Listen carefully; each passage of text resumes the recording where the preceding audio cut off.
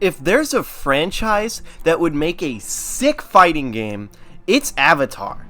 Ever since I was a wee lad, all I've wanted was a game where I could play as my favorite Avatar characters and fight against my friends. I mean, if we're being honest here, Avatar has the best cast of characters in television history. Well, arguably the best. It's absolutely my favorite, but why not give that franchise a fighting game? Well, have no fear, because instead of an actual fighting game announcement, I'm here with fan fiction, effectively.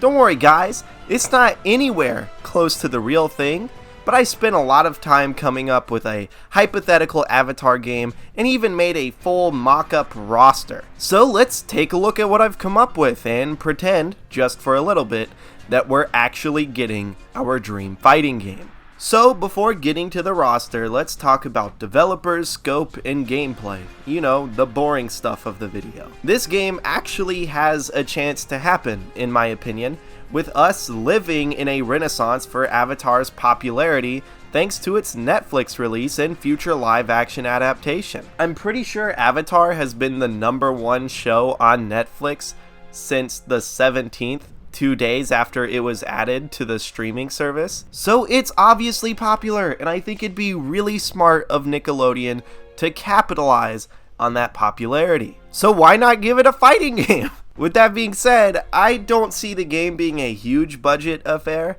If anything, I think it'd be pretty similar in scope to Power Rangers Battle for the Grid. Power Rangers is definitely less popular than Avatar right now, but those series in general I think are comparable in terms of just how much of an impact they've had on pop culture as a whole. I definitely think Avatar is the better show, but Power Rangers is huge, man, and it's been extremely popular since Mighty Morphin. It's still going. I don't understand how, but it's still going. And Battle for the Grid is great. It's a small budget game. It's like a doubling game. It's not quite AAA, but it's not an indie game. And it's made by very passionate fighting game fans. It has great online, a great lobby system, and it's fun to watch. It's one of my favorite fighting games to watch right now. I don't play it because I don't care about Power Rangers, but I would like something like that for Avatar. And let's be honest here, independent fighting games are better than most of the big budget affairs coming out. Tekken and Street Fighter have worse online than almost every single independent fighting game being released. So why not give it to a smaller developer that's more passionate about it? Alternatively, I could see one larger team working on Avatar. Arc System Works. This is a developer notorious for working on IPs they don't own, and most of the time the resulting fighting games are bad ass. The games still aren't massive in budget, nothing like Smash or Mortal Kombat, but they're still quality and a hype to watch. They're also adding rollback netcode to their future games, which is a gigantic plus for Arc System Works. If you're unaware, most fighting games today use delay-based netcode for whatever fucking reason. Depending on the quality of the connection, your inputs are delayed by a certain amount of frames. It can be as low as 2 or 3 frames, which is barely noticeable, but as high as 7 or 10, which is borderline unplayable. Rollback netcode is an evolution of delay-based netcode that can predict inputs. Let's say you use a 10-frame heavy kick, but halfway through the heavy kick, you drop 4 frames. Normally, the other person would see a 4-frame freeze, or they'd get an additional 4 frames of delay for whatever they input.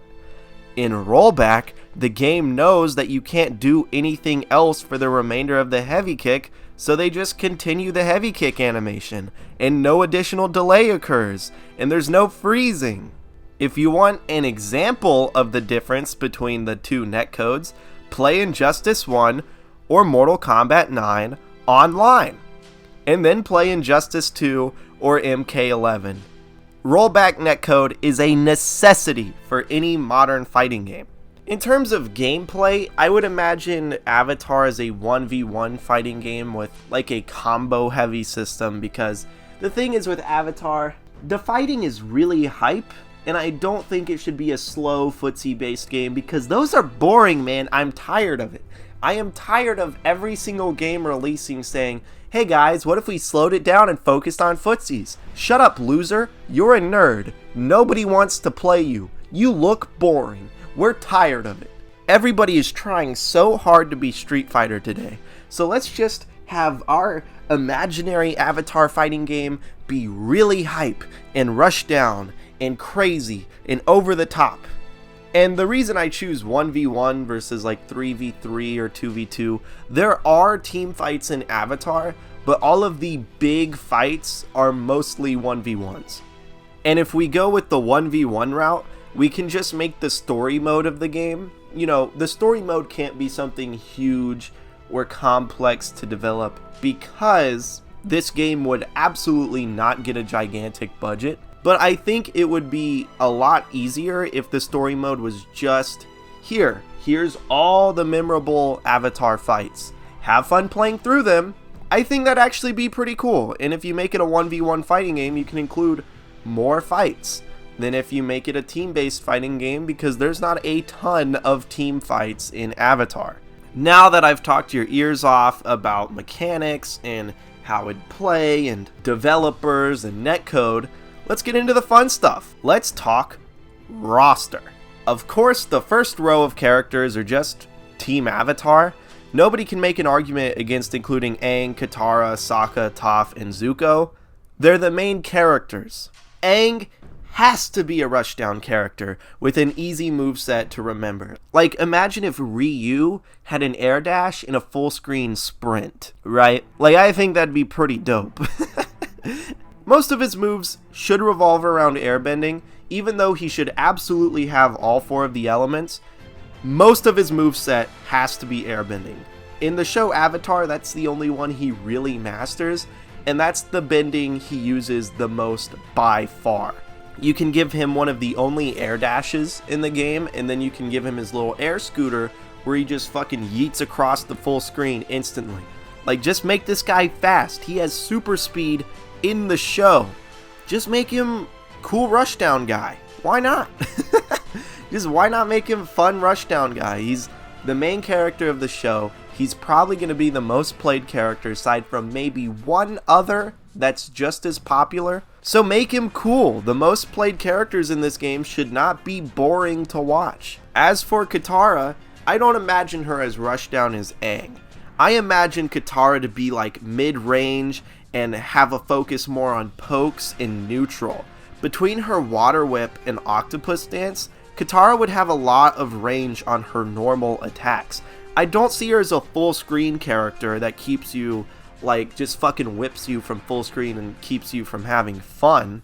Just more of someone with big buttons that outpoke the opponent. Maybe give her an ice projectile and let her vibe. Keep her pretty simple because, again, she's one of Team Avatar. Make her easy to play and understand. Sokka I see as kind of a jack of all trades. He'd be up close and have like good combos, but because of his sword he'd also have decent range. I don't see Sokka needing to be as up close as other characters because he does have that sword and he does have a boomerang. He wouldn't be as fast as Aang. I kind of see Sokka as like a Captain America from Marvel vs. Capcom, where yeah, he's a pretty good up close character with a projectile that comes back, so he can have range, and that projectile that comes back, Captain America's shield in Marvel vs. Capcom, Sokka's boomerang in this game, is really good for combos and even setups. So on block you throw the projectile, and now they have to continue blocking because it's going to come back. It just kind of makes sense for Sokka. Now for Toph, you guys are going to have to hear me out for a second. You know those big, fat, armored characters like Juggernaut? The big boys that just power through attacks and do big boy damage? Okay, so let's take that concept and then make it little girl sized. Let's take that concept of big boys with armor and make it Toph sized. Make Toph the bite-sized, fun-sized Juggernaut. I mean, in the show, when the heroes watched a play about their journey, Toph was played by this big, buff, burly man. It just makes sense to give her that spirit. She's a metal bender, so her metal bending moves, like she could give herself metal armor or rock armor to power through things. I think she'd be dope. Give her that big buff man energy. As for Zuko, you're gonna think I'm being boring with him, but make him the kin of the game. Let fire accent a lot of his melee moves, but give him the Tatsu, give him the uppercut, give him the fireball, because Zuko shoots mad fireballs in Avatar. Make him a fairly easy to understand basic character, but make sure he can still do combos, make sure he's still interesting. But a lot of people's favorite character is Zuko, so I think it's fitting to make him an easy to pick up character to help those people learn the game and maybe get used to fighting games in general. Now let's talk about the villains. Ozai, Azula, Ty Lee, and Mei are all must-haves for this roster. I would imagine that if the story mode was letting the player fight through the big Avatar fights, you need these for most of them, and Ozai is the perfect final boss character that you unlock for beating the story. The other two villains I included are Combustion Man and Zhao. Zhao is the first big Avatar villain, and I just can't see a world where he's left out of the roster. As for Sparky Boom Man, he has one of the most unique powers in the entire show. I feel like he's another must-have. Ozai would play like the final boss character. He'd probably be terrible like most of them, or OP like the ones that aren't terrible. He'd either be weighed down by huge startups on his moves, or he would just have way too many options compared to the rest of the cast. When it comes to boss characters, there's almost never any middle ground for them. If Zuko is the kin, Azula would be the Akuma. You know how Akuma is just a Shoto, but he teleports and he does flips and his projectiles have weird angles. He's just the weird, crazy, over-the-top Shoto that's really fun to watch. That's Azula. She can flip around Black Panther style due to her agility, and between that and her lightning, I would imagine she'd just be crazier Zuko with more damage and less health. Listen, man, Ty Lee would absolutely be my main. She'd be a rushdown character with maybe some stubby normals, but she'd shut down special moves and meter gain by using her special moves. Yes sir, sign me up, that sounds amazing. Let me turn off your special moves, Buster. Now Mei would be my secondary just because of nostalgia. When I was 8, Mei showed me how pointless white women are. Well, the Avatar girls in general showed me white women aren't shit, but Mei was the cherry on top, man. When I was a kid and I saw a goth Japanese girl, it changed my life. It changed how I view women. Child Nosy stood no chance. As for her moves, I imagine Mei as one of the few keep-away characters. Every fighting game needs them, because that's a valid playstyle. But the thing is, we have to make them interesting. It can't be like NetherRealm, where Mei gets 7-frame knives that she can just keep chucking for no consequences. Give them a lot of startup or a lot of recovery. But if she lands one from full screen, let her combo off of it like Glacius. Give her full to mid-screen combos, but once someone gets in, because of the startup on her moves or the angles at which she throws them, she's a lot less valuable and she's pretty easy to pressure and just stay in on. The issue with a lot of the annoying keep-away characters is that they're not designed like Glacius from Killer Instinct, they're designed like Deadshot from Injustice 2. The most played fighting games are the NetherRealm games, and NetherRealm sucks diddly dick at making keep-away characters interesting. So Mei would have really interesting angles on her knives. Maybe she throws them at an angle where they miss if you crouch in front of her, but they hit if you crouch from full screen. And then of course, because she holds people down with knives in the show, just give her full screen combos, and then make her pretty hard to use from up close. You know, balance the keep-away character. Crazy concept. Admiral Zhao would be a very unsafe character, with huge moves and large damage. In Avatar, Zhao used firebending with no control and no restraint. He fueled it with his hate and anger. He'd cover large portions of the screen and his combo damage would be nutty, but this would be one punishable boy right here. Maybe learn some restraint, buddy. Sparky Boom Man would be Android 16. He'd be a grappler that blows you to hell with his supers and special moves. Maybe let him use his Hawk Strider style too. And now for everybody's favorite Avatar characters, the Boomers. I included all of the White Lotus save for Zhang Zhang. I didn't want him in the game because, well, it felt wrong. He was against using his firebending for fighting, and I didn't want to disrespect the homie by putting him in a fighting game. Iroh would be a defensive character that thrives on punishing the opponent's mistakes with fatty combo damage. The wise T-Sage doubles as the Dragon of the West, so I think that's a great way to represent Iroh in a fighting game. Pakku would be the rushdown waterbender. If Katara would be the mid-range one, he could use his ice to stun opponents for larger combos and use water and ice as a mobility tool. Master Piandao would be the more defensive counterpart to Sokka. He's the wise master that punishes mistakes, much like Iroh. Although instead of big combos that Iroh gets, Piandao would poke the opponent down with his sword. Because he's using his sword, his normals would do pretty good damage and have good range. So he wouldn't really be a combo heavy character.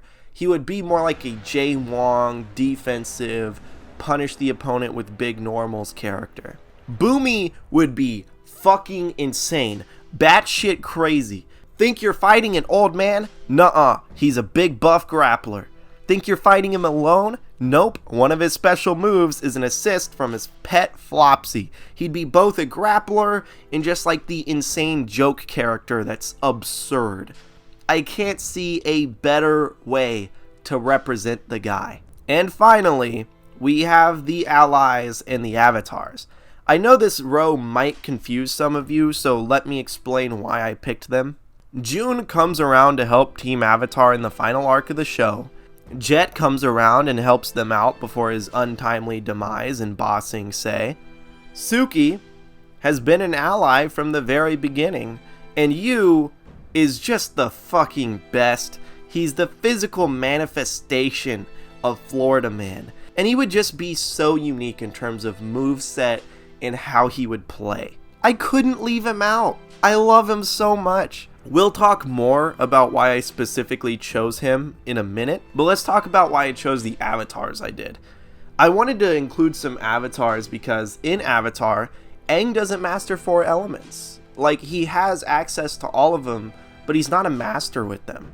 So I thought it'd be interesting to have 2 characters that have mastered them as playable fighters. Kyoshi is one of my favorite archetypes in fighting games, and that's the badass big buff woman. Whether it's like She-Hulk from Marvel vs. Capcom 3, or I forget her name, the bearded woman in Grand Blue. I love characters like that, and I think Kyoshi is like a fucking grappler or just this rushdown character with these big moves that last forever and she does a lot of damage. Maybe she's like Hagar, but instead of a pipe, she's got fans or something.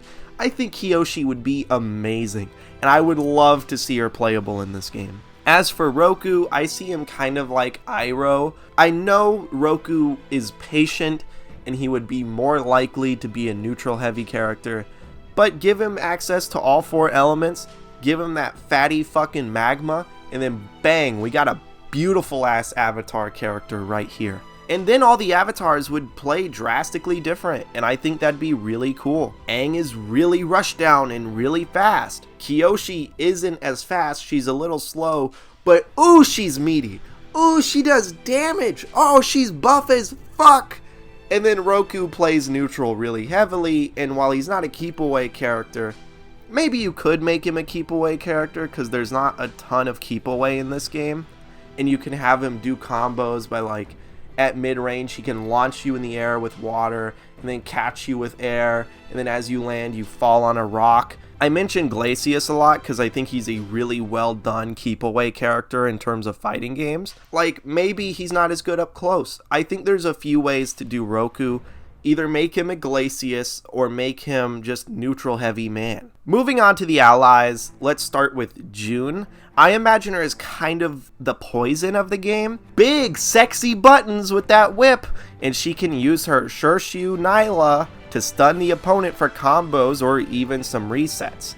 I know she's not in a lot of episodes, but fuck man, she's just so cool. I love this character's design. I love whip characters in fighting games. They speak to me. I had to put her in. This is one of those characters that got in because of personal bias, and Yu is the other one, but we'll get to him in a sec. Jet is the personification of 90s anime, and because of that, I think he should play like 90s fighting games. Make him the Marvel vs. Capcom character. Make all of his special moves like assists from the other freedom fighters, and I think that'd be fun as hell. Make him rush down, make him crazy. I think that'd be a fun character. Suki would be another up close character, but I think she'd be really good at maintaining pressure and having good frame advantage. Versus racking up damage with one or two big combos, I can see her like chipping down the opponent with the fans, or maybe she's really frame trap heavy, like how she fights really elegantly in the show, and when you see her teach Sokka how to fight, she kind of punishes all of his stupid moves, so she could like bait the opponent into pressing a button and then just punish the fuck out of them with a nice hefty combo. Or you can just make her chip down the opponent with the fans. Either way, I think fits Suki. And finally, the most important character of the roster, Yu. I love this guy so much.